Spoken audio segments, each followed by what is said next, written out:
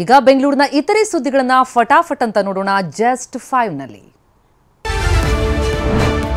ಹೊಸ ವರ್ಷ ಹತ್ತಿರವಾಗ್ತಿದ್ದು ನಗರ ಪೊಲೀಸರು ತಯಾರಿ ನಡೆಸುತ್ತಿದ್ದಾರೆ. ಬಿಬಿಎಂಪಿ, ಬೆಸ್ಕಾಂ, ಬಿಡಬ್ಲ್ಯೂಎಸ್ಎಸ್ಬಿ, ಅಗ್ನಿಶಾಮಕ ಇಲಾಖೆ ಸೇರಿದಂತೆ ಹಲವು ಇಲಾಖೆಗಳಿಗೆ ಸಿದ್ಧತೆ ಬಗ್ಗೆ ಪತ್ರ ಬರೆದಿದ್ದಾರೆ. ಉತ್ತರ ಬಂದ ಬಳಿಕ ಸೂಕ್ತ ಬಂದೋಬಸ್ತ್ಗೆ ಸಿದ್ಧತೆ ಮಾಡಿಕೊಳ್ಳಲಾಗುವುದು ಅಂತ ನಗರ ಪೊಲೀಸರು ಹೇಳಿದ್ದಾರೆ.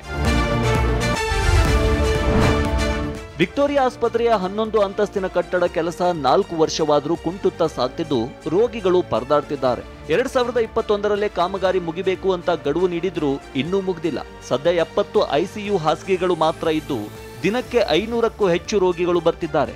ಹೀಗಾಗಿ 70 ಬೆಡ್ಗಳು ಯಾರಿಗೂ ಸಾಕಾಗ್ತಿಲ್ಲ. ಜತೆಗೆ ಸಿವಿ ರಾಮನ್ ಆಸ್ಪತ್ರೆಯನ್ನ ಸೂಪರ್ ಸ್ಪೆಷಾಲಿಟಿ ಆಸ್ಪತ್ರೆ ಮಾಡುವಂತೆ ಒತ್ತಾಯಿಸಲಾಗ್ತಿದೆ.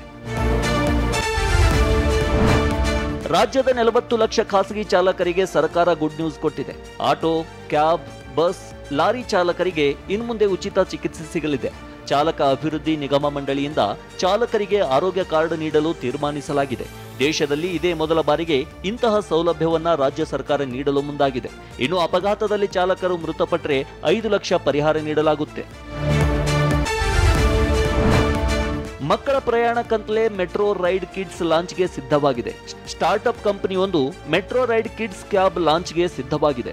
ಮಕ್ಕಳನ್ನ ಪಿಕಪ್ ಮತ್ತು ಡ್ರಾಪ್ ಮಾಡುವ ಕಿಡ್ಸ್ ಕ್ಯಾಬ್ಗಳಿಗೆ ಸಿಸಿಟಿವಿ ಅಳವಡಿಸಲಾಗಿದೆ. ಈ ಕ್ಯಾಬ್ಗಳ ಲೈವ್ ಟ್ರ್ಯಾಕ್ ಅನ್ನ ಮೊಬೈಲ್ ಆಪ್ನಲ್ಲೇ ಚೆಕ್ ಮಾಡಿಕೊಳ್ಳಬಹುದಾಗಿದೆ. 5 ರಿಂದ 16 ವರ್ಷದ ಮಕ್ಕಳಿಗಾಗಿ ಈ ಕ್ಯಾಬ್ ಮೀಸಲಿಡಲು ನಿರ್ಧರಿಸಲಾಗಿದೆ.